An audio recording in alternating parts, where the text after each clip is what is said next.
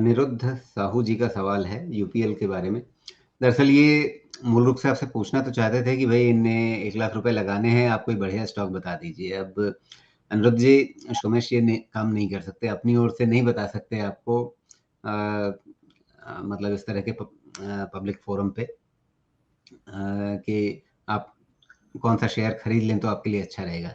लेकिन हाँ, आप अपनी समस्या लेकर के आएंगे, कोई सवाल लेकर के आएंगे तो वहां पर आपकी मदद ये कर सकते हैं। तो फिलहाल एक आपका यूपीएल वाला सवाल ले लेते हैं। इस पे इन्होंने निवेश कर रखा है, 6 से 7 महीने तक होल्ड करना चाहते हैं, क्या नजरिया रहेगा? कंपनी अच्छी है, यूपीएल रिजल्ट भी अच्छा दिया, मैंने रिजल्ट देखा था इसका। आपने अभी बोला ना कि ये काम नहीं कर सकते, मुझे ऐसा सुनाई दिया कि इसमें सुमेश जी ये नेक काम नहीं कर सकते। मैंने कहा ये नेक काम मैं कैसे कर सकता हूँ? तो यूपीएल का रिजल्ट ठीक ठाक आया था, वैल्यूएशन डिस्कम्फर्ट भी नहीं है, लेकिन बहुत समय से ना ये कंजेशन जोन में है। पता नहीं क्या इस पे देखना चाह रहा है मार्केट, मुझे उसका बहुत ज्यादा आइडिया नहीं लग रहा, लेकिन परफॉर्मेंस में वैसे कुछ खास प्रॉब्लम मुझे तो नहीं दिखी है। बाकी बाकी ठीक ही दिख रहा है। एग्री सेक्टर में मैं इन्वेस्टमेंट बेट तो नहीं लगाता हूँ, ट्रेडिंग बेट के हिसाब से देख सकते हैं।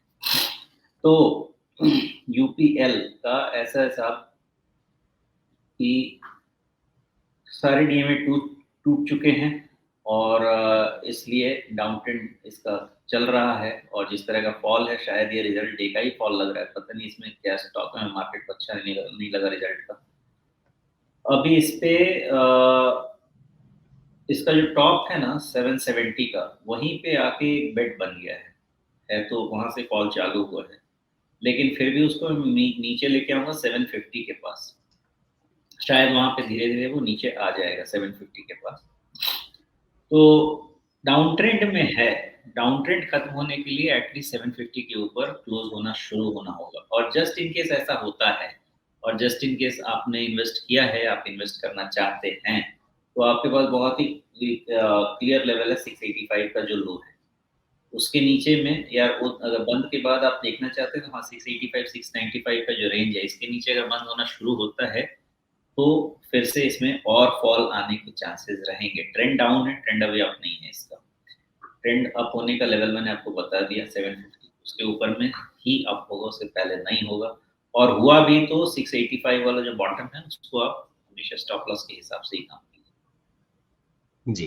अच्छा, ये चार्ट पे जो पूरा स्ट्रक्चर बन रहा है 2020 से, इसको आप कैसे समझते हैं? मतलब पहले एक बहुत तेज चाल जो कहाँ लगभग 250 के आसपास से 240 के आसपास से चली और उसमें वो 860 के ऊपर तक गया।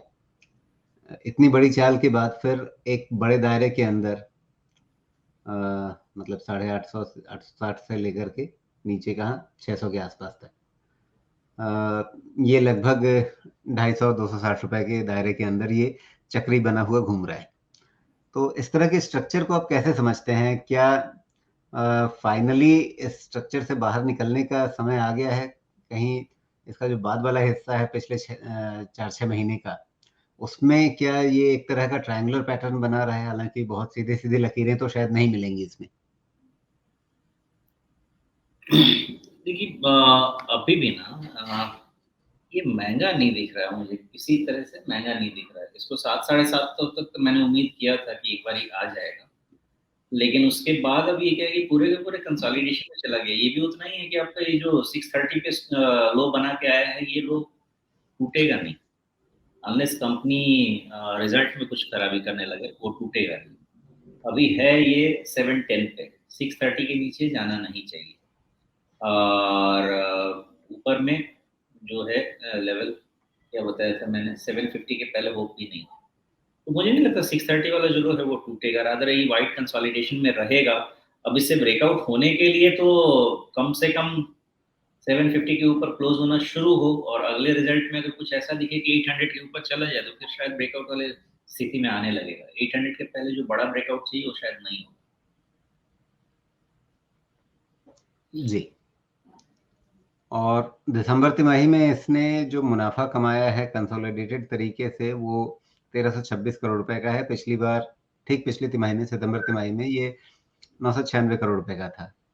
तो फंडामेंटली भी मतलब अगर नतीजों में इम्प्रूवमेंट नज़र आ रहा है, तो फिर समस्या ये सवाल ये है कि इस चीज़ को मतलब ऐसा क्या देखा बाज़ार ने? आपने कहा कि नतीजों को देख कर के ही एकदम से टूटा है। इनका डेट सर्विसिंग मुझे मेन इश्यू लग रहा है। डेट सर्विसिंग पे ही इश्यू आ रही है बिकॉज़ इंटरेस्ट कॉस्ट काफ़ी तेज़ी से बढ़ रहा है।